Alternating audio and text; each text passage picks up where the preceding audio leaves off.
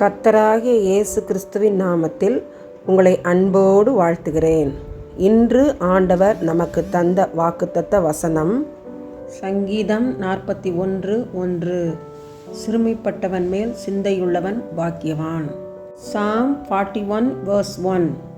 Blessed is the one who considers the poor. அன்பான சகோதர சகோதரிகளே, மொர்தெகாய் பூரீம் பண்டிகையின் போது அநேகருக்கு பங்குகளை அனுப்பும்படி தன் ஜனங்களுக்கு சொன்னார். ஜனங்களும் அவ்வாறே செய்து சந்தோஷமாய் காணப்பட்டார்கள்.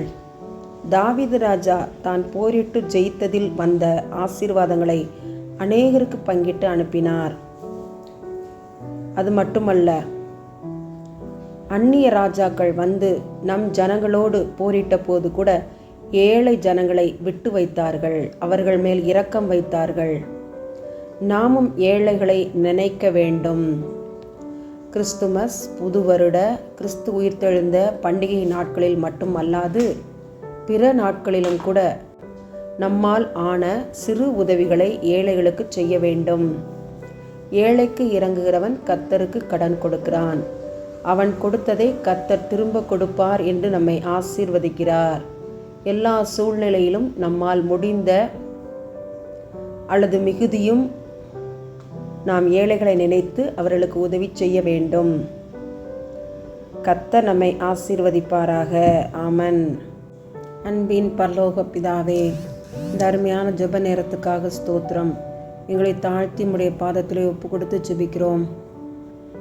ஆன்லைன் மோசடிகளுக்காக ஜெபிக்கிறோம். அவை தடுக்கப்பட ஜெபிக்கிறோம். படித்தவர்கள் கூட எளிதில் ஏமாந்து போகும்படி ஆன்லைனில் மோசடி செய்பவர்கள் செயல்படுவதை கண்கூடாக காண்கிறோம். ஆண்டவரே, தவறான உள்நோக்கத்துடன் பிறருடைய பணத்தை இச்சித்து கொள்ளையடிக்கிற அந்த ஜனங்கள் மனந்திரும்ப உதவி செய்யும்.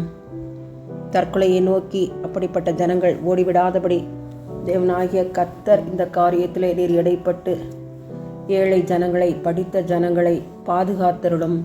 அவர்கள் உழைத்து சம்பாதித்த பணம் வீணாய் விரயமாய் போகாதபடி தேவரீர் கிருபையாய் அவர்களுக்கு இறங்க வேண்டுமாய் ஜெபிக்கிறோம்.